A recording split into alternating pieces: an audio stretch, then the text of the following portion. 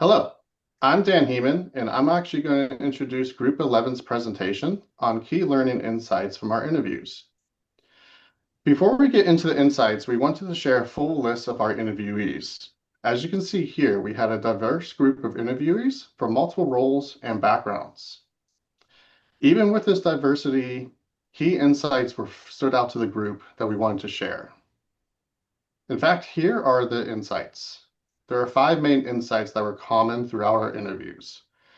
Create a good culture, have authentic transparency, ensure strategic alignment, provide psychological safety and trust, and lastly, motivating team members. We will go through each of these insights in details on the following slides. Hey, good morning. This is Jacob Francisco. Briefing values are foundational. The idea behind a lot of my interviews that kind of pervade through all three was that creating a good culture is worth the time and effort taken to create an environment fostering care for one another, alongside encouraging genuine risk taking, which at the end equates to unparalleled accomplishment. Some of the overarching themes were encouraging your teams. Quote from Josiah Elliott, one of the first interviews I did was to be a good parent without being a helicopter parent. One of the ideas he was driving towards here was that you want your team to be able to be comfortable taking risks, be comfortable doing things without asking you, enabling themselves, doing things that may not be first on your list of ideas of what they should be doing, but giving them the trust and confidence that they can do it, and then being there for them if they're right or wrong. That extra knowing they have their hand on your shoulder for any kind of shortfalls, that's kind of huge. Another good point was staying plugged in with your team, enabling to reach up and over, as I just mentioned, but also finding methods to remove our obstacles in advance, showing forethought. The advance showing of forethought here is kind of the idea that if you enable your team to go do good and accomplish what they can wherever they go, they kind of feel like they're leading themselves. They don't realize that you're there clearing the way for them or ensuring they grow. It gives them the latitude and the runway to really grow as individuals. Another one kind of hammering that down would be removing roadblocks. Don't become one.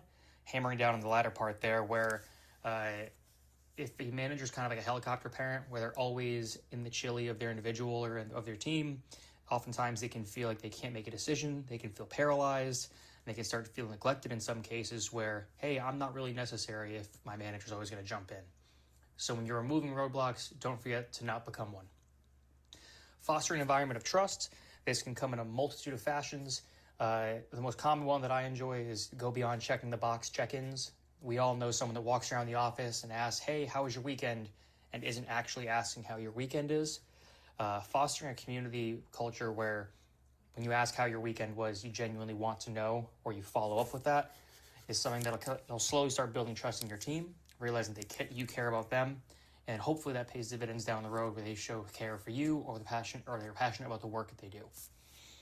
And the last big point for creating culture or having values that are foundational is allowing the freedom to fail. As I mentioned earlier, this was mentioned in our latter two interviews with Dre Schultz and Treat Bowie, who are both military officers. They both encouraged environments where their leaders let them go do things, potentially knowing they would fail, but they were still there for them for letting them try it out and take a risk for the team. One of the ones that Dre Schultz really hammered down on was participation in a debrief action after a meeting. So his instance, or his, story here would be that during a meeting, he attempted to go a new effort, which was a few $1,000,000, and his commander was wary of it, but supported the idea that Dre Schultz was a competent individual and would push forward with a successful idea.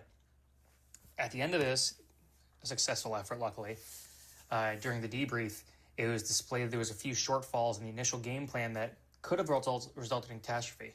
Luckily, it didn't, but if it wasn't for that debrief action, Dre might have walked out of that situation thinking, hey, I'm awesome, I'm great, I had this great idea and it worked out perfectly, I don't need to worry about anything. When in the debrief actions, it was, hey, you missed a few ideas, you did awesome, but here's how you can improve. And creating a culture where even success is debriefed and encouraged to be evaluated leads to prosperous business ventures down the road. And that concludes my briefing. Thank you for your time. Take care. All right, so we're going to move on to authentic transparency. And specifically for this topic, we kind of broke it into 2 different things. So first up is for transparency. One of the things that stood out was when leaders openly share decisions and the rationale to foster understanding and trust within the teams. That's something they try to do as most often as possible. Mainly because, to the second point, leaders realize that gossip is going to happen. So what they want to do is get ahead of it, so they can prefer communicating bad news early and honestly. And this really prevents misunderstanding and builds credibility within the leaders. And lastly, when it comes to being transparent, it does show the team members respect, and it respects their intelligence and the fact that they are human beings. It empowers them to make informed decisions and aligns with the strategic goals within the company. Specifically for being authentic, there's really 4 bullet points here. One, the leaders want to emphasize speaking plainly and sincerely. Avoid jargon, use plain language.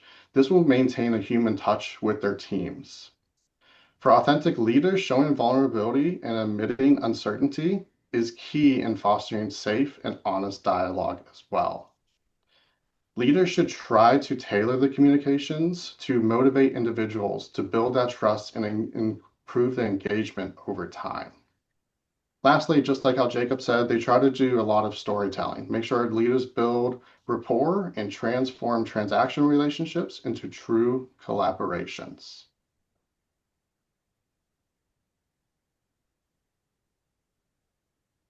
So this is Scott, and next we're going to talk about strategic alignment. So the major parallel that I found in all 3 of my interviews was aligning personal and organizational goals, and found that when that happens, then success will happen. So overall, we all know that effective leadership means aligning vision, strategy, and then our daily actions in a way that brings clarity and consistency to the entire team. But when leaders communicate this direction openly and reliably, they build trust and create an environment where people feel safe to contribute ideas and raise concerns. So, 2 of my interviews were with managers of small businesses, both of them about less than 25 people, and they both, talked about how it's important for people to feel safe and trust that they can speak to you openly and honestly when giving you their opinions and ideas or concerns. So, talked about making sure that being able to stay in touch with them in that way is important. And then, because of them being small businesses, we also talked about sometimes you have to make decisions that are unpopular or difficult. And when you do make a decision that someone does not like, there aren't very many layers between you and the employees on the front line. So you need to make sure that you have buy-in from them as well. And then how you can do that is making sure that you are aligned and that all of our goals are aligned. Show them why what they're doing or what they need to do is important, which ultimately will mean that we align to a common goal. When that goal is apparent, and especially when it lines up with the goals that they have, the team is more effective. Developing personnel and promoting within were also major aspects in both of those businesses.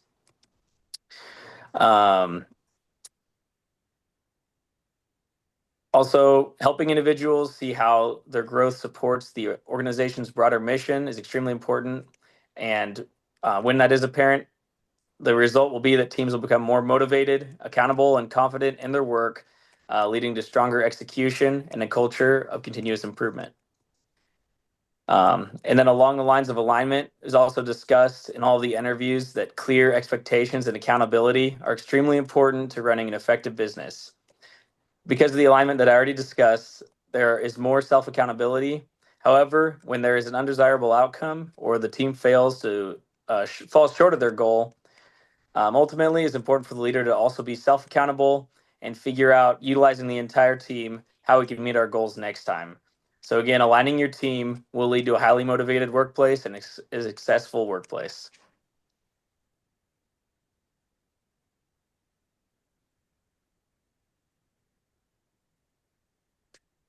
Thank you, Scott. This is Faisal Shibhon. This slide, we're going to talk about how to foster psychological safety and trust. They are the foundation of operation excellence. I laid out some of the key findings from my interview, focus areas, and we're going to go deep dive into it, and I'm gonna talk about some of the major stuff that we found. The focus was to analyze on leadership and team dynamic within a very high stakes and high pressure industry sector, such as ours is specifically dredging and heavy equipment industry, or you can call it construction industry. I had the privilege of interviewing some key leaders, Austin, Chase, and Justin Martholler, or all of them are superintendent or director at different equipment district, or major maritime operation. This interview provided some of the critical lens into the challenges that we as an organization face operating 24/7, where operation failure can cost millions and, most importantly, compromise employee safety. We wanted to know what behaviors and leadership principles that are essential for success in an environment where the margin of error is literally zero. So made some discussion point, and a lot of my interviews were some of them were parallel, some of the talking point questionnaires and response were somewhat similar, but there were some major key difference. So if we start with the first one, the work, when it's governed by procedure, all three leaders encourage that their team members find ways to innovate. And how do they open up that communication channel? Austin Hanson says encouraging new ideas, other ideas, or better processes by going directly to the mechanics or the engineers, put the boot on the ground, ensure communication is a two-way street that foster innovation and not just compliance. Other thing was the transparency. Justin Martoller's philosophy was built on brutal honesty and transparency, which he argues is necessary to move quickly towards a solution by keeping feelings at bay, at check. Chase mentioned about pre-shift huddles. They uses safety huddles every morning to let the mechanic talk about how their day is going, what the plans is for the day, discuss what they will be doing, raise any concern they might have, and tackle worries, any kind of worries for that are foreseeable early on before going to work. Other discussion point was we observed that recognition in the industry often involved tangible and immediate reward tied to safety behavior, but not just performance review. Austin Hanson details a program where they recognize the best job hazard analysis for the week. This is something that they do before starting off the job, that is over a 2-day period.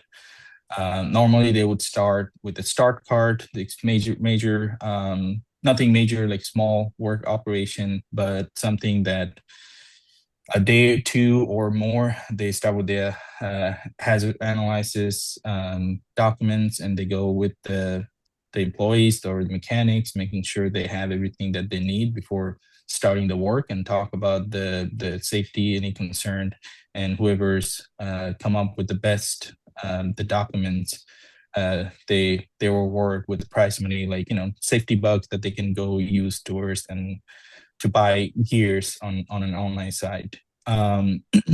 Chase explained that rewards are not always about money, but also about making employees feel appreciated. Those small actions like buying lunch, snowballs, or simple verbal recognition of hard work also go a long way. Justin Martholler stated that the true leadership involves developing people, noting that companies believe that you're not ready for your next step unless you're trained your replacement. Kind of like a tough love, but different opinion. And this future-focused development is a key reward mechanism to his belief. Another discussion point was how they handle conflict and behavioral issue at a high-risk job situation that require clear process, balance, accountability with mental health awareness. Austin Hanson expected his team member to first try to be adult and work themselves out if there is any conflict resolution. And if that fails, then he as a supervisor can mediate and stress the need to keep it private to prevent any toxic work environment. Austin Hanson also emphasized on systematic coaching, where employees struggling with paperwork, he created a training document with his support staff, and instead of just correcting the individual, he turned the personal struggle into a systemic solution where now everybody can see that documents and share with their peers. Justin Tough Love made awareness of tough love, that he speaks very openly about the high suicide rate in the construction industry, when also coaching employees through personal struggle and having direct approach, which promote awareness. Like, what would you do? What would you look like if you didn't have a job? He did stress out, even though my response was that he's using as a fear tactics or not. But he stressed about it is just creating an awareness of the consequences and not fear mongering. With that, the major key areas that we come up with is that the trust is actionable. You have to lead by example and have empathy under pressure.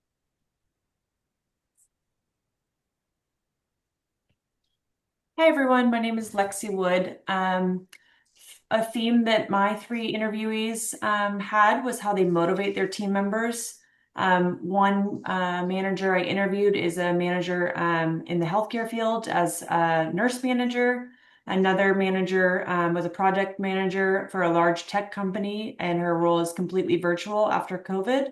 And then the last interview I did was a small business owner, and all his employees are remote. So it was pretty fascinating to see how they would learn how to motivate their employees through different mediums. So the big takeaways from my interviews were to stay consistent with communication. They encouraged being direct and being mindful of the platform they were using, especially when there's conflict. Instead of texting or a phone call, try to be face to face and always use open and effective communication. Next, they discussed building trust, being available and approachable, but also holding your employees accountable. They also harped on respecting the expertise of their employees. They felt like that went a long way when it came to motivating them, because if they don't feel respected, they're not going to be motivated beyond the absolute minimum. And a way to do that was to promote autonomy and just respect what they bring to the table. Next, they spoke about regulating the way they are showing up. They're being empathetic. They're bringing energy to their teams. They use humor, positivity, and are encouraging. They try to maintain authenticity by being themselves. They also educated themselves on where people were coming from, especially when it came to motivating, to figure out what made individual employees tick. What might motivate one person might be completely different for a different employee. Lastly, when it comes to difficult decisions and managing conflict, they harped on the importance of knowing their audience, reading their room, and being the leader they wanted to have in those situations. So they leaned on their mentors and they tried to lead by example.